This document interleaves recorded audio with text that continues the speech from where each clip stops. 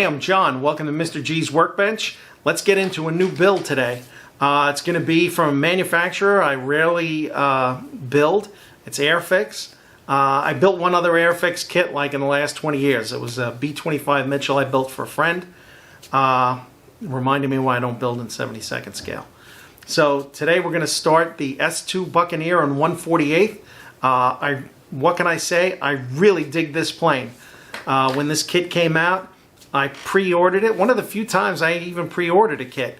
I pre-ordered it, got it right away. Truth be told, I started a build video on it, and unfortunately I was using Kits World. Had also come out with some 3D instrument panels. I had nothing but problems with them. They just don't compare to any of the main companies doing 3D instrument panels. So, sorry. Moving on from there. Thanks for stopping in. If you're a subscriber, thanks for coming back. And hopefully by the end of this video, if you're not a subscriber, I'll convince you to do otherwise. Hit that subscribe button, hit the bell, and be notified every time I put out a new video, because God knows I don't have a schedule. So, thank you very much. Thank you to my channel members whose names are currently scrolling on the screen. Thank you guys for your additional support. If you're interested in becoming a channel member, hit the join button at the bottom of the screen. It's $1.99 US a month, and all that goes towards operating costs for paint and glue and all that shit. So thanks for stopping by. And we can just jump right in. I'll show you what I had done previously and where we're headed. Initially, I had used these 3D printed instrument panels from Kits World. And as you can see, I still have some of them left because I wound up stopping. I found the details soft, and you can kind of see here white edges. This is something I experienced on my on that 32nd scale F18 build we were doing. You can see it's more amplified on these. You can see that white edge. It goes all the way around each part. So when you lay these on the blank instrument panels of the plane, it becomes very obvious. Here's the Eduard ones. These were the only ones that I was able to get in this time frame. But you can see there's no white lines around any of this stuff. The 3D quality is more pronounced. Look at those two instrument panels together, and you tell me which one looks better. And like I said, I'm not looking to shit on Kits World. When I had emailed them when I had the problems with these F18 instrument panels, they were gracious enough to send me 2 sets from England, and you know, they apologized, but the quality of the 3D printing on their instrument panels is subpar compared to Eduard, the Quinta, and Red Fox. There's just no comparison. This is what we're going to go with on the Buccaneer. So that's my little rant. Like I said, Kits World was very generous. They apologized and sent replacements, but the quality wasn't there.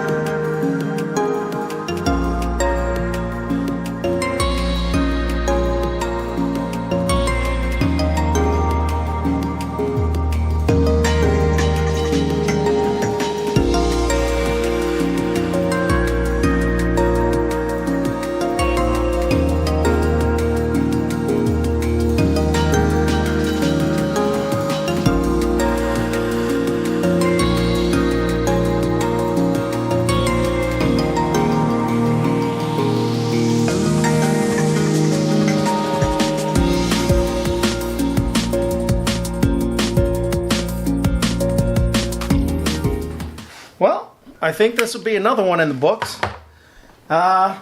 Buccaneer is a decent sized plane. That's fairly significant in 1/48 scale. The kit itself was good. No complaints for the most part. This isn't what I would consider one of my builds that's kind of contest quality. I had the initial issues with the detail in the cockpit. Long and the short of it is you can't see much of it anyway. So if you want to save yourself some money and you don't want to go crazy, the kit provides decals for all the instruments and everything. Honestly, they were fine. I could have did it that way. The other stuff I like about the kit, it comes with boarding ladders. It comes with FOD covers. How many kits give you FOD covers? Kudos to AIrfix for doing that. Some parts of the assembly were really nice. The gear bays really lend themselves to super detailing. If you want to throw a mirror under there, because they're big open gear bays. And AIrfix gives you a decent amount of detail, and there's some pictures online that I used to help me, and I was pretty happy with them. I modeled it, as you can see, with the air brake in the rear closed. I think it's kind of almost a meme. Everybody builds it with that air brake open. It's significant, and it certainly gives it more character. I said, you know what? If I ever do the RAF one, I'll build it with the air brake open. But for this build, it was supposed to be the Royal Navy Test Squadron. The decals were from Kits World. The decals themselves were really nice, and all the decals settled really nicely into the panel lines and the rivets. My one complaint with those decals is the placement diagrams are very vague, because the card itself, here, look at how small this card is, and each page is the same size, and each page has just as many versions on it. So even under the magnifying glass, I couldn't see them very clearly, and some of the numbers are definitely wrong on the placement diagram. And I still had to fall back for some of the decals onto the AIrfix decals, which fortunately were good quality. They weren't thick or anything. They set well, mostly for some of the minor stenciling. If you're interested in the Buccaneer, by all means go for it. I would definitely get like a different decal set like I did, though, just to break it up a little. All the schemes in the kit decals are all 100% dark sea gray, and I kind of like this one better. Firstly, because it's got the little black and white test roundels all across each side of the fuselage, and secondly, because the scheme was white undersides. So at least you had a little contrast. Whoever designed it did a good job hiding a lot of the seams, and you don't have a lot of fit issues at all. The only place where I had to do any kind of filling was since I extended the wings. If I did them with the wings folded, it probably would have been like no issue, but so be it. So that was it. Again, I'm happy with the build. I hope you guys enjoyed it. Let me know what you think down below. If you built this kit, feel free to let me know how you felt about the kit itself and your overall build. And you could send me pictures if you want. Mr. G's Workbench at gmail.com. I've tried to do this before. If you guys send in pictures, we could just have like an episode where we share build pictures. But that's up to you guys. So that being said, thanks for stopping in for this build. And I hope you'll stop in again the next time. We've passed 3,000 subscribers. Can't thank you guys enough. I appreciate the support. My channel member family, once again, thanks for your support. And thanks again for stopping by. See you next time. Take care. Stay well.